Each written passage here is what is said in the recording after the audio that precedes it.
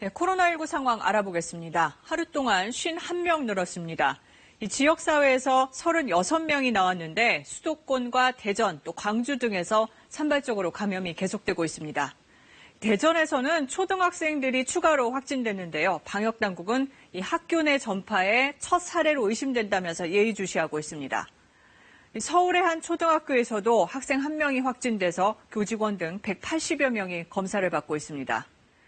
최근 4월 동안 신규 확진자의 40%가 종교시설과 관련된 걸로 집계됐는데 방역당국은 종교시설을 고위험 시설로 지정할 수 있다고 경고했습니다. 특히 광주에서 교회와 절 등을 중심으로 확진자가 크게 늘고 있는데요. 취재기자 연결해서 이 시각 상황 자세히 알아보겠습니다. 손준수 기자, 조금 전에 확진자가 또 확인됐죠? 네, 조금 전에 광주에서 코로나19 신규 확진자 6명이 더 나왔습니다. 이 가운데 3명은 광주 46번째 확진자와 광주 북구 광주사랑교회에서 접촉한 것으로 파악됐습니다.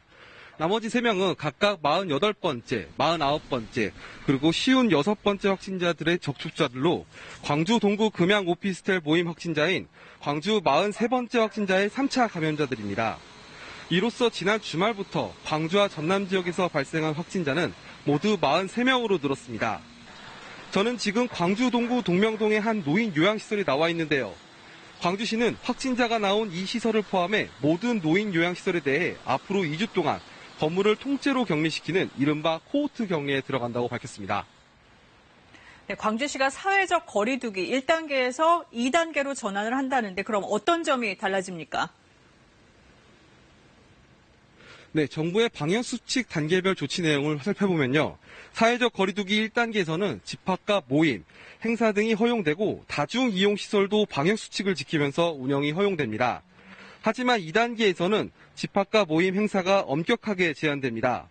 또 공공기관 다중이용시설과 민간의 고위험군 업종시설의 경우 운영을 중단해야 합니다. 학교는 등교 인원을 줄여야 하는데요.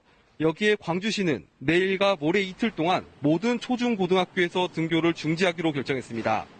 확진자가 발생한 광주 동구의 광륵사와 금양 오피스텔에는 집회금지와 강제폐쇄 명령이 내려진 상태인데요. 해당 오피스텔에서 방문 판매업 설명회가 열렸던 것으로 추정되는 만큼 광주시는 방문 판매업도 오는 15일까지 금지하기로 했습니다. 지금까지 광주 동구 동명동에서 KBS 뉴스 손준수입니다.